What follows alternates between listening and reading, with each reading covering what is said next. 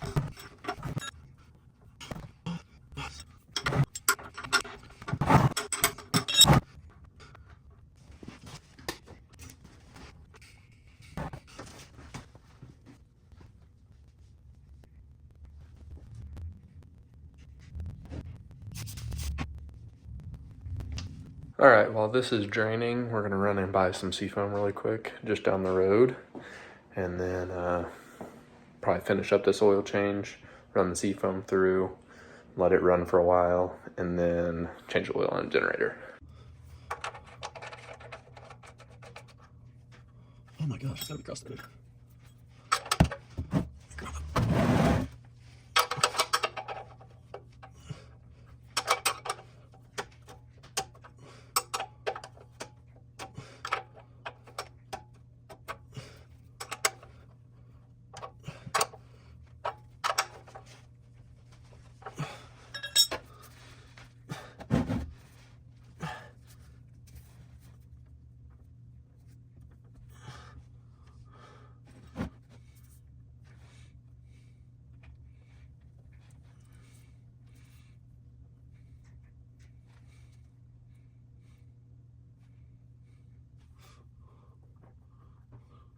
Oh my gosh.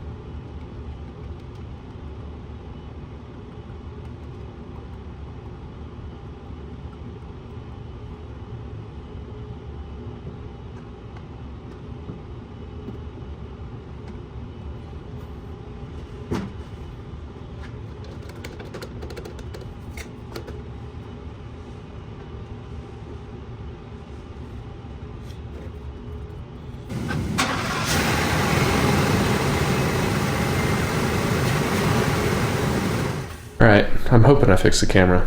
Third time trying to say this. I'm going to go pick up some seafoam. I'm going to have to go to another town. All the auto parts stores around us are closed, and Dollar General doesn't carry it. So I'm going to go pick up seafoam, finish the oil change up on the generator, and I also have to grab like a turkey baster, like a transfer pump kind of thing to get all the oil sucked out of it, and get that done. And then next week's video, it's going to be dedicated just to the SS. We've got a bunch of parts that I want to get put on it and all that. Like, I'm doing the seafoam thing before I put those valve covers on to hopefully break up all that sludge or whatever's left in it. Hopefully clean out all the sludge of the truck in the motor there. We'll see how it turns out once we pop those valve covers off and see everything. Alright, we got the oil pretty much done on the generator, and I went and picked up everything I needed to run the seafoam through. So all we're going to do is we're going to let the engine warm up for a few minutes, and then we're going to add, I think it calls for 1 ounce per gallon or per quart of oil. And instead of putting a full 6 ounces in, I'm actually just going to do about 5. So just in case something goes wrong, hopefully it doesn't, but I don't want to make a problem by doing this. So we're just going to do 5 ounces of seafoam directly into the oil and let it run through, and it should start to smoke some, and then we'll just give it some gas and keep giving it gas pretty much until all that seafoam's worked into everything and the smoke is like going away basically. So we're going to start the truck, let it warm up, and then get that stuff stuck in there.